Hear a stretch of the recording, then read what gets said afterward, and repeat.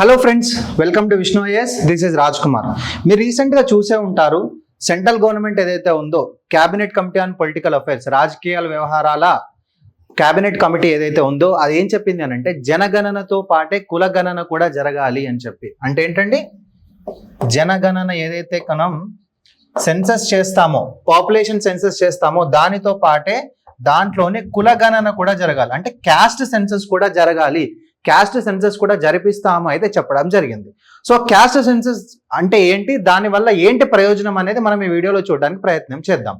Before that please do like, share and subscribe to our channel.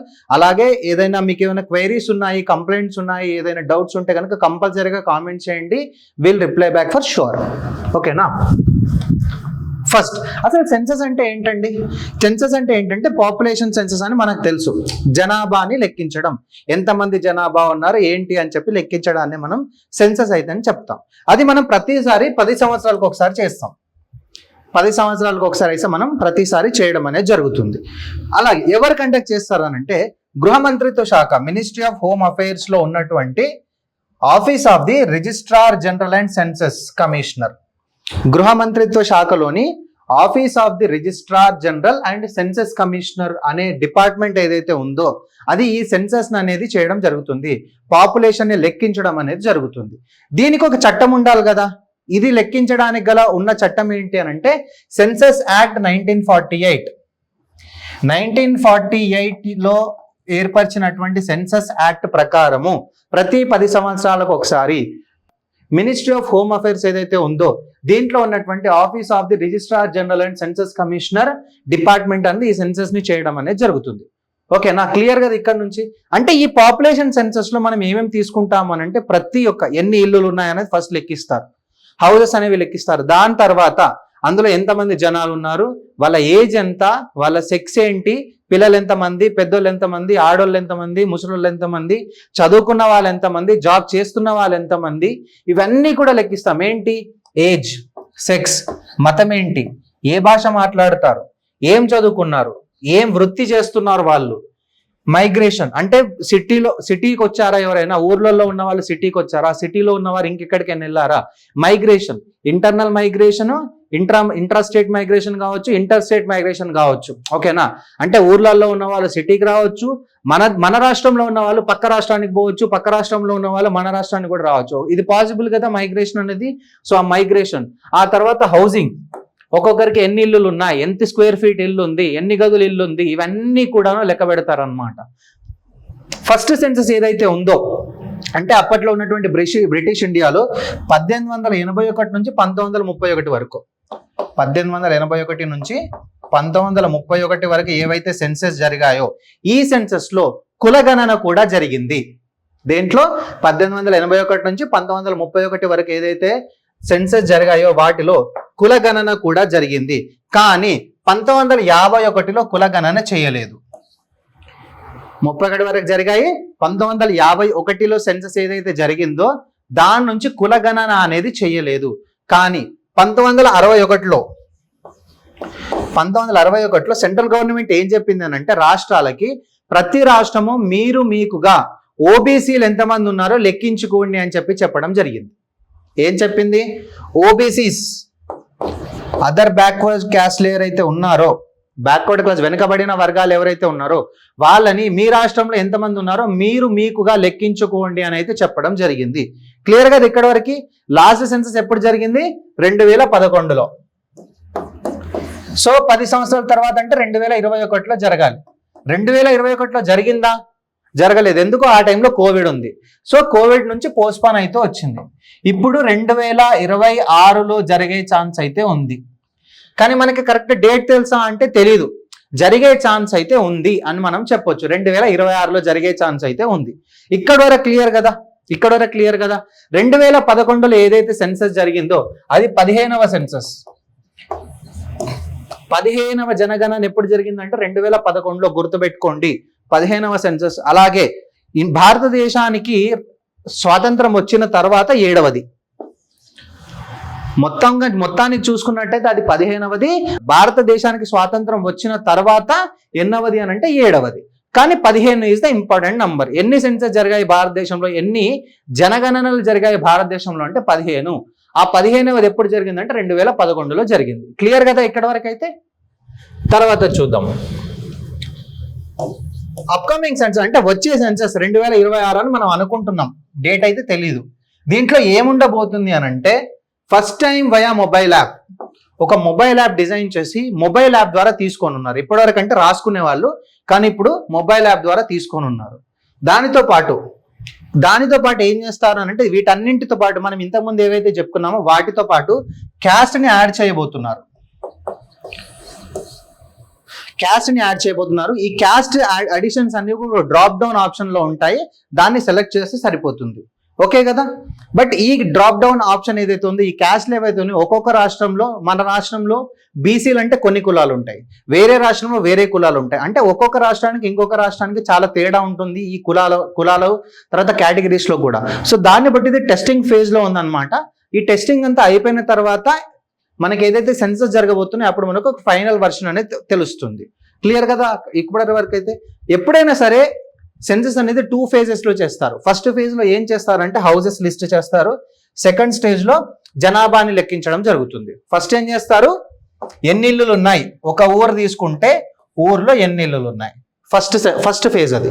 Second phase లో ఏం చేస్తారు, ప్రతి ఇంటిలో జనాభా ఎంత ఉంది, సో వాళ్ళ డీటెయిల్స్ కలెక్ట్ చేసుకుంటారు.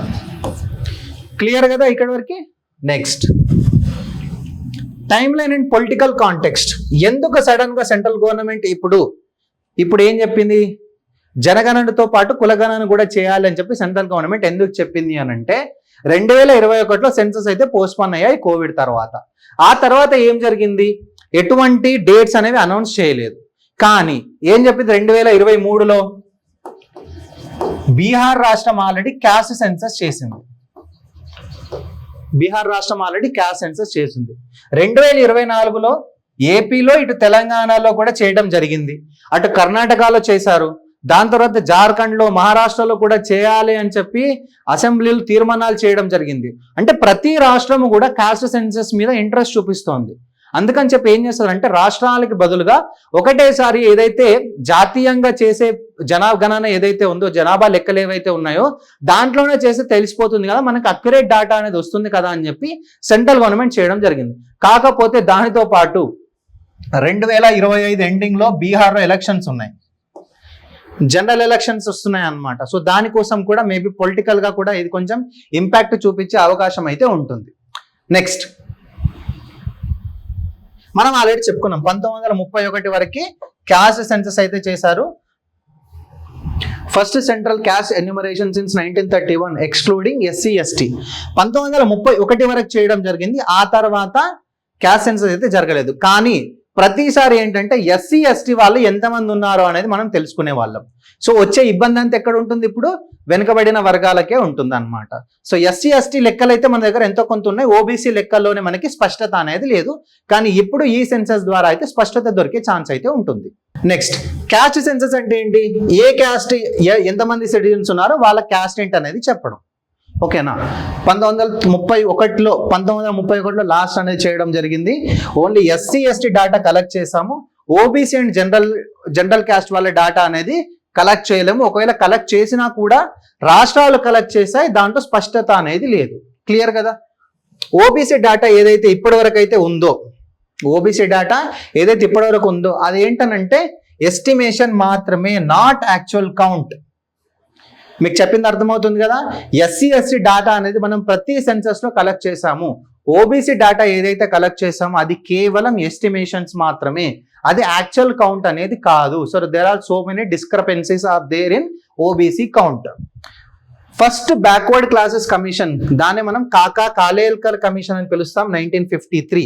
దాని తర్వాత second backward classes commission under Mandal commission అంటాం, 1980. 2 బ్యాక్వర్డ్ క్లాసెస్ కమిషన్స్ ని ఏర్పాటు చేయడం జరిగింది.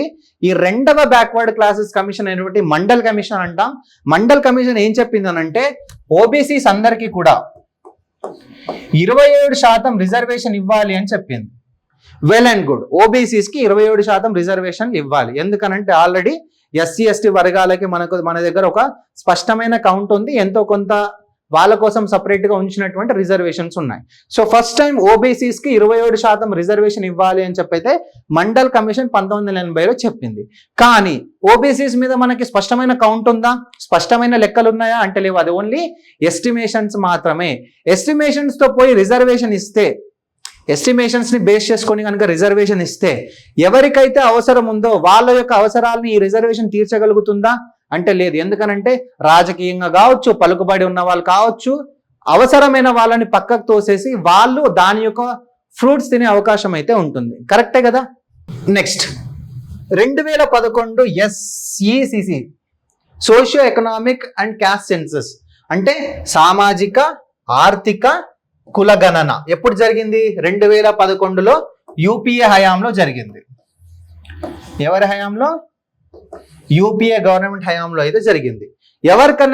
ఎవరు ఈ సెన్సస్ ని కండక్ట్ చేశారు అని అంటే మినిస్ట్రీ ఆఫ్ రూరల్ డెవలప్మెంట్, గ్రామీణాభివృద్ధి శాఖ ఏదైతే ఉందో అది కలెక్ట్ చేయడం జరిగింది. జనరల్ గా అయితే జనాభా గణన అనేది ఎవరు చేయాలి? మినిస్ట్రీ ఆఫ్ హోమ్ అఫైర్స్ చేయాలి కదా. Focused on economic status plus caste data. పేరులోనే ఉంది సామాజిక ఆర్థిక కులగణన. ఆర్థికంగా స్టేటస్ ఏంటి అంటే వాళ్ళ కులం ఏంటి అనేది కనుక్కోవడానికి ఈ 2011లో సోషియో ఎకనామిక్ క్యాస్ట్ సెన్సస్ అనేది చేశారు. బట్ ఈ రిపోర్ట్ అనేది అఫీషియల్ గా రిలీజ్ అయిందా అని అంటే అవ్వలేదు. Because concerns over reliability, methodology, political misuse. ఒకవేళ కులాల ప్రకారం కనుక డాటా బయటకు వదిలేస్తే ముందే భారతదేశంలో ఎస్పెషల్ గా రాష్ట్రాలలో కులాలని ప్రాతిపదికన చేసుకొని రాజకీయాలు జరుగుతాయి. కుల రాజకీయాలే ఎక్కువ జరుగుతాయి. ఒకవేళ ఆ కులాల్లోని ప్రతి కులంలోని స్పష్టమైన డాటా కనుక వచ్చి ఎవరు పేదవాళ్ళు, ఎవరు ఉన్నవాళ్ళు, ఎంతమంది మహిళలు ఉన్నారు, ఎంతమంది పిల్లలు ఉన్నారు, ఎంతమంది పెద్దోళ్ళు ఉన్నారు, వాళ్ళు ఏ పని చేస్తున్నారు, ఇట్లాంటి డాటా కనుక బయటకు వస్తే పొలిటికల్ గా మిస్యూజ్ అయ్యే అవకాశం అయితే చాలా చాలా ఉంటుందన్నమాట. అందుకని ఈ డాటా అనేది బయటకు వదలలేదు ఇప్పటివరకు. Not part of legal census. ఇది ఏదైతే ఉందో దీన్ని సపరేట్ గా చేశారు. 2011లో ఏదైతే జనరల్ సెన్సస్ జరిగాయో దానికి సపరేట్ గా ఇది చేశారో దాంట్లో పార్ట్ అయితే కాదు. కానీ ఇప్పుడు ఏదైతే వచ్చే సెన్సస్ ఏదైతే ఉందో దాంట్లో కులాలతో పాటు ఆర్థికంగా కూడా ఏ విధంగా ఉంది అనే స్పష్టమైన విషయాలు అయితే మనం వచ్చే సెన్సస్ లో, వచ్చే గణనలో మనం తెలుసుకోవచ్చు. నెక్స్ట్ అడ్వాంటేజెస్ ఏముంటాయి? ఒకవేళ క్యాస్ట్ ని మనం జనాభా లెక్కలలో మనం యాడ్ చేసి క్యాస్ట్ వైడ్ డాటా కనుక మనం తీసుకుంటే అడ్వాంటేజెస్ ఏముంటాయి, పాజిటివ్స్ ఏముంటాయి? Accurate representation of backward classes. Backward classes ఎవరైతే ఉన్నారో వెనుకబడిన వర్గాలకి వాళ్ళకి ఎంతైతే అవసరం ఉందో అంత అక్యురేట్ గా వాళ్ళకి కావాల్సిన సదుపాయాలని మనం సమకూర్చవచ్చు. అంతే కదా. పొలిటికల్ గా కావచ్చు, ఎడ్యుకేషనల్ గా కావచ్చు, వెల్ఫేర్ స్కీమ్స్ ద్వారా కావచ్చు, central government, state government welfare schemes, సాంఘిక పథకాలు, సంక్షేమ పథకాలు ఏవైతే ఉన్నాయో వాటి ద్వారా కావచ్చు, వాళ్ళందరికీ మనం హెల్ప్ చేసే ఛాన్స్ అయితే ఉంటుంది. Next inclusive policy design. ఏదైతే కొత్త పాలసీలు చేయబోతున్నామో వాటిలో వీళ్ళని ఇంక్లూడ్ అయ్యే విధంగా ఈ మార్జినలైజ్డ్ కమ్యూనిటీస్, వల్నరబుల్, వెనుకబడిన వర్గాలు ఏవైతే ఉన్నాయో వీళ్ళని యాడ్ చేసే ఛాన్స్ అయితే ఉంటుంది. Correct historical oversight. చారిత్రకంగా కూడా వాళ్ళకి అంటే ఎస్సీ ఎస్టీ డాటాని మనం తీసుకొని ఓబీసీ డాటాని కానీ బ్యాక్వర్డ్ క్లాసెస్ డాటాని కానీ మనం ఇప్పటి వరకు సపరేట్ చేసి తీసుకోలేదు. ఒకవేళ డాటా ఉన్నా కూడా అది ఎస్టిమేషన్, అక్యురేట్ డాటా కాదనమాట. ఒకవేళ మనం కరెక్ట్ డాటా తీసుకుంటే ఏంటంటే లూప్ హోల్స్ ఇప్పటి వరకు ఏం జరిగాయి అనేది మనం తెలుసుకునే ఛాన్స్ అయితే ఉంటుంది. అంటే we can fill that gap. ఆ మేజర్ గ్యాప్ ఎక్కడైతే వచ్చిందో దాన్ని మనం ఫిల్ చేయొచ్చు. Next state specific planning. నేను ఇంతకుముందు చెప్పాను, ఒక స్టేట్ లో ఉన్న బీసీలో ఉన్నటువంటి కులాలు వేరే స్టేట్ లో బీసీలో అవే కులాలు ఉంటాయి అంటే ఉండవు. అక్కడ కులాలు వేరే ఉంటాయి. ప్రతి రాష్ట్రానికి చాలా వేరియేషన్ అనేది ఉంటుంది, డిఫరెన్సెస్ అనేవి ఉంటాయి. సో ఒకవేళ మనం ఈ పర్టికులర్ క్యాస్ట్ సెన్సస్ కనుక తీసుకుంటే స్టేట్ స్పెసిఫిక్ ప్లానింగ్ అనేది మనం చేయొచ్చు. అఫ్ కోర్స్ రాష్ట్రాలు చేస్తాయనుకోండి, రాష్ట్రాలతో పాటు దేశీయంగా కూడా అంటే సెంట్రల్ గవర్నమెంట్ కూడా రాష్ట్రంలోని డేటా తెలుసు కాబట్టి దాన్ని బేస్ చేసుకొని ఒక స్టేట్ స్పెసిఫిక్ ప్లానింగ్ అనేది కూడా చేసే ఛాన్స్ అయితే ఉంటుంది. Next judicial relevance. Supreme court mandates quantifiable data for OBC reservation in promotions. Indira Sawhney case కానీ లేకపోతే జర్నల్ సింగ్ కేసెస్, ఈ రెండు కేసెస్ లో కూడా ఏంటంటే ప్రమోషన్స్ ఏవైతే ఇయ్యాలో ఇప్పటివరకు ఏదైతే క్వాలిఫైయబుల్ డేటా అనేది ఉంది అది కాదు, క్వాంటిఫైయబుల్ డేటా, కరెక్ట్ డేటా కనుక వస్తే మనం ప్రమోషన్స్ లో కూడా హెల్ప్ చేసే ఛాన్స్ అయితే ఉంటుంది అని అయితే చెప్పడం జరిగింది. సో ఇవన్నీ కూడా ఏంటండి advantages of the caste census. Next disadvantages ఏముంటాయి? Social fragmentation risk. ఎవడు ఏ కులపోడు, వాడి యొక్క ఆర్థిక స్టేటస్ ఏంటి, సామాజిక స్టేటస్ ఏంటి, వాడి ఇంట్లో ఎంతమంది ఉన్నారు అంటే ఇట్లా ప్రతిదీ ఒక స్పష్టమైన డేటా అనేది దొరికిందనంటే వాళ్ళని ఏమవుతుందనంటే may reinforce caste identities promoting division over unity. అందరూ ఐకమత్యంగా ఉన్న వాళ్ళలో కూడా క్యాస్ట్ బేస్డ్ డివిజన్స్ అనేవి ఎక్కువయ్యే ఛాన్స్ అయితే ఉంటుంది. 2, పొలిటికల్ ఎక్స్ప్లాయిటేషన్. నేను ఆల్రెడీ చెప్పాను, ఇంత క్లియర్ కట్ డేటా ఉంటే ముందే కుల రాజకీయాలు మత రాజకీయాలు ఉన్న మన దేశంలో ఒకవేళ ఎంత స్పెసిఫిక్ డేటా అనేది వస్తే కనుక పొలిటికల్ గా మిస్యూజ్ చేసుకునే అవకాశం అయితే చాలా ఉంటుంది. సో ఇదే మనం మేజర్ గా ఉండేది, పొలిటికల్ ఎక్స్ప్లాయిటేషన్, పొలిటికల్ మిస్యూజ్ అనేది ఎక్కువ జరుగుతుంది. 3వది డేటా రిలయబిలిటీ కన్సర్న్స్. సరే ఓకే, ఎంత డిజిటల్ గా కనెక్ట్ చేసినా సరే ఇంత పెద్ద ఇప్పుడు భారతదేశంలో 2011లో 128 కోట్ల మంది జనాభా ఉండేవాళ్ళు. 2023కి చూసుకుంటే 150 వరకు వచ్చేసింది. 148-150 కోట్ల జనాభా ఉన్నారు. అంటే ఇన్ని కోట్ల జనాభాని మనం ఎటువంటి మిస్టేక్స్ లేకుండా అంత స్పష్టంగా తీయడం అనేది సాధ్యమా అనేది ఇప్పుడున్నటువంటి ముందున్నటువంటి ప్రశ్న. అదే reliability concerns. Next administrative burden. ఇంత పెద్ద ఇన్ని కోట్ల జనాభా 150 కోట్ల జనాభా ఉన్న భారతదేశంలో ఒకవేళ మనం సెన్సస్ కనుక కండక్ట్ చేస్తే అట్లీస్ట్ 13,000 కోట్ల రూపాయల ఖర్చు అయితే అవుతుందంట. ఎంత అవుతుంది? 13,000 కోట్ల రూపాయల ఖర్చు అవుతుంది. దట్టు అడ్మినిస్ట్రేటివ్ బర్డెన్ అనేది ఎంత పెరగాలి అది మనం చూసుకోవాలి. నెక్స్ట్ మనకు తెలుసు, మనం ఎలక్షన్స్లోనే సైమల్టేనియస్ ఎలక్షన్స్ పెట్టుకుందాం అంటున్నాం. ఎందుకు? ఎప్పుడో ఒక దగ్గర ఎక్కడో ఒక దగ్గర ఏదో ఒక ఎలక్షన్ జరుగుతూనే ఉంది. దీని ద్వారా గవర్నమెంట్కి బడ్జెట్ ఎక్కువ పెరుగుతుంది. దానితో పాటు ఎలక్షన్స్ కండక్ట్ చేయడానికి ఒక డిపార్ట్మెంట్ కావాలి కదా, కొందరు మనుషులు కావాలి కదా. అది స్కూల్ టీచర్స్ కావచ్చు, కాలేజ్ టీచర్స్ కావచ్చు, ఎవరైనా సరే వీళ్ళందరికీ ఇబ్బంది అవుతుందనే మనం సైమల్టేనియస్ ఎలక్షన్స్కి పోదామని అనుకుంటున్నాం. అంతే కదా. ఒకవేళ మనం ఇట్లాంటిది కనుక తీసుకొని వస్తే ప్రతి 10 సంవత్సరాలకు ఒకసారి, ఇప్పుడు ప్రజెంట్ 13,000 కోట్లు ఉంది, ఇంకొక 10 ఏళ్ళకి 13 కాస్త 25,000 కోట్లు అయ్యే ఛాన్స్ ఉంటుంది కదా, జనాభా పెరుగుతూనే ఉంది. Next privacy and ethical issues. మేజర్గా వచ్చే ఇబ్బంది ఇది. ఇప్పుడు ఉన్నటువంటి ఏఐ, ఆర్టిఫిషియల్ ఇంటెలిజెన్స్ లేకపోతే డిజిటల్ టెక్నాలజీలో మన దగ్గర ఉన్న చిన్న కాస్త ఇన్ఫర్మేషన్తోనే మనం ఏదేదో డీప్ ఫేక్ వీడియోస్ చేస్తున్నాము, లేకపోతే వేరే వాళ్ళని మనకు ఎవరి మీద కోపం ఉంటే వాళ్ళని ఎక్స్ప్లాయిట్ చేయడానికి ఛాన్స్ ఇస్తున్నాం. డిజిటల్గా అనేక రకాల దరిద్రాలు అయితే జరుగుతున్నాయి డిజిటల్ ద్వారా. ఒకవేళ ఇట్లాంటి డేటా కనుక బయటకు వచ్చిందనంటే ప్రైవసీ అండ్ ఎథికల్ ఇష్యూస్ అయితే చాలా జరిగే ఛాన్స్ అయితే ఉండదు. Because these are like sensitive information కదా. ఒక వ్యక్తి యొక్క కులము, మతము, ప్రాంతము, క్యాస్టు, సబ్ క్యాస్టు, వాడు ఏం చదువుకున్నాడు, ఎక్కడ చదువుకున్నాడు, వాడు ఏ ఉద్యోగం చేస్తున్నాడు, వాడికి జీతం ఎంత వస్తుంది, వాడి ఇంట్లో ఎంతమంది ఉన్నారు, వాడికి ఎన్ని ఇళ్ళు ఉన్నాయి, ఇంత డేటా కనుక మనం తీసినట్టయితే కంపల్సరీగా డిజిటల్ ఎరాలో కంపల్సరీగా ప్రైవసీ ఇష్యూస్ అయితే ఎరేజ్ అయ్యే ఛాన్స్ అయితే ఉంటుంది. So based on all these things ఎటువంటి ఇబ్బంది లేకుండా, ఎటువంటి వల్నరబుల్ ఇష్యూస్ అనేది జరగకుండా 2026లో స్పష్టమైనటువంటి పాపులేషన్ జనాభా గణన, దానితో పాటు కుల గణన కూడా జరగాలని మనం ఆశిస్తాం. జై హింద్.